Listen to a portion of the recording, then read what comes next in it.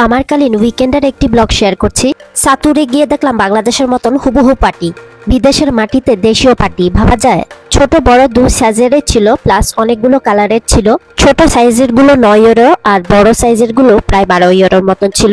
সামারের সময় এই পার্টিটা বেশ কাজে লাগে। নিজের স্কিন কেয়ারের জন্য কিছু জিনিস কিনে এনেছিলাম। সানস্ক্রিন শেষের পথে। 50+ এই SPF এর সানব্লকটা সবসময় পর্তোবেল্লো থেকে কিনতাম, তবে লাস্ট কয়েক মাস ধরে ওদের কাছে আর নেই। অ্যাভেলেবেল না থাকার কারণে মিস্টার রিসপামিও থেকে গার্নিয়ারের এই সানস্ক্রিনটা দুটো নিয়ে এসেছি। তবে পর্তোবেল্লো সানস্ক্রিনের মতন গার্নিয়ারের সানস্ক্রিনটা অয়েল ফ্রি না। বয়স যেহেতু বাড়ছে তাই কানের গোড়ার দিকে পাকা চুল ঢাকার চেষ্টা।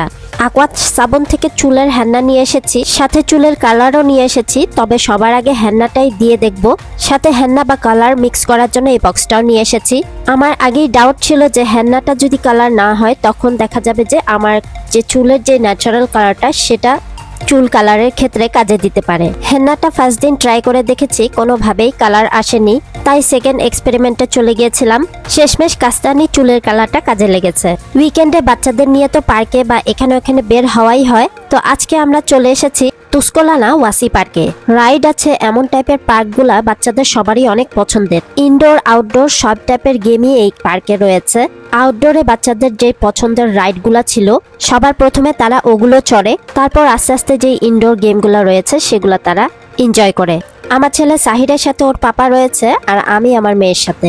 বাচ্চাদের উছিলায় আমরাও এনজয় করে নেই। মেয়ের মুডটা একটু অফ ছিল, তবে পরক্ষণেই আবারও এনজয় করতে লাগলো। বরাবরের মতনই সাহিরের অনেক বেশি পছন্দের এই কার রেসিং গেমটা, তাই বাচ্চাদের পাপাও মিস করে না ওকে এই রাইডটায় ওঠাতে।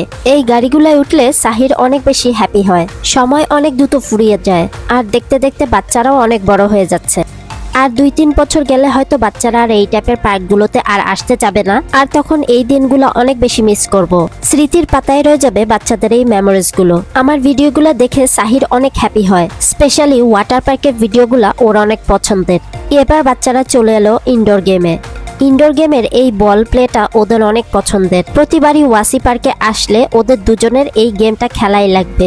বাচ্চারা এখানে অনেক এনজয় করে, আর সেই সময় আমি আর বাচ্চাদের পাপা ওদের খুশিগুলা এনজয় করি। সাহির যেহেতু ফিজিক্যাল এক্সারসাইজগুলো একটু কম করে থাকে, তাই ওর ফিজিক্যাল মুভমেন্টটা অনেকটা কম। আর এই ইনডোর গেমটায় আসলে দেখা যায় ওর ফিজিক্যাল মুভমেন্টটা অনেকটা বাড়ে। বাসায় বসে ফিজিক্যাল মুভমেন্ট একদমই করতে চায় না, তাই এই টাইপের ইনডোর পার্কে আসলে অ্যাটলিস্ট এই গেমটা ওর অনেক পছন্দের, তাই ওকে খেলতে দেই। ওর স্কুলের জিমন্যাস্টিক ক্লাসটা ওর অনেক পছন্দের। জিমন্যাস্টিক ক্লাসে একমাত্র সে বডিটা কিছুটা মুভমেন্ট করে। সবার কাছে একটা রিকোয়েস্ট, যারা যারা এখনো জানেন না আমার বিজনেস পেজটাই একটু চেক আউট করে নেবেন। বাচ্চাদের খেলাধুলা শেষ করিয়ে আমরা বাসায় চলে এসেছি, আর বাসায় এসে পাটিটা বিছিয়ে দিয়েছি। তার উপরে একটা চাদর বিছিয়ে লাস্টবার যে এসির ভিডিওটা দিয়েছিলাম মিনি এসিটা অলরেডি লাগিয়ে দিয়েছি। এসির বাতাস খেতে খেতে আমরা একটু চাইনিজ খাবার খেয়ে নিচ্ছিলাম। এদিকে অনলাইন থেকে কিছু চাইনিজ খাবার অর্ডার করেছিলাম, তার মধ্যে ছিল চাইনিজ নুডলস অথবা চাউমিন, ছিল কিছু মোমোটা ছিল চিংড়ি মাছের, আর ছিল চাইনিজ ব্রেডের ভেতরে গরুর মাংসের কিমা। যেহেতু চাইনিজ খাবার আর চাইনিজরা তো অবশ্যই ব্যাম্বু স্টিক দিয়ে খাওয়া দাওয়া করবে। বাচ্চাদের পাপা আমার সাথে মজা করছিল যে স্টিক দিয়ে খেয়ে দেখো। আমার হাতে তো স্টিকে এই নুডলসগুলো একদমই উঠছিল না, শেষমেশ অল্প কিছু উঠাতে পেরেছি। প্রত্যেকটা আইটেমই অনেক বেশি মজার ছিল, কোনো প্রকার স্পাইসি বা ঝাল ছিল না। আমার মেয়ে সারাও অনেক বেশি পছন্দ করেছে এই খাবারগুলো। নর্মালি ওর কোনো খাবারই খুব বেশি পছন্দ না, একমাত্র ম্যাকডোনাল্ডসের খাবার ছাড়া, তবে এই চাইনিজ ডিশগুলো অনেক পছন্দ করেছে। এদিকে বাচ্চাদের পাপা আমাকে 1 গ্লাস কোক আর টমেটো সস দিয়ে গেল। সাহিরও চাইনিজ রুটিটা বেশ পছন্দ করেছে। আজকাল সাহির অনেক কোক খেতে পছন্দ করে বা খেতে চায়, তবে কোকটা একটু কম দেওয়ার চেষ্টা করি যেহেতু কোকে অনেক হাইপারনেস বাড়ায়। এই ছিল সন্ধ্যার দিকে আমাদের ফ্যামিলি একটা আড্ডা।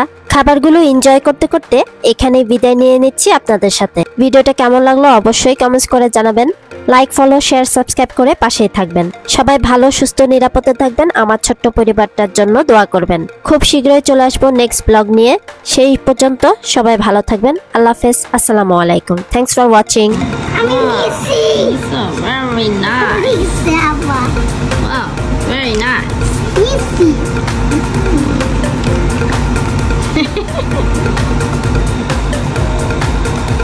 Nice. Is it key? What's 弟弟。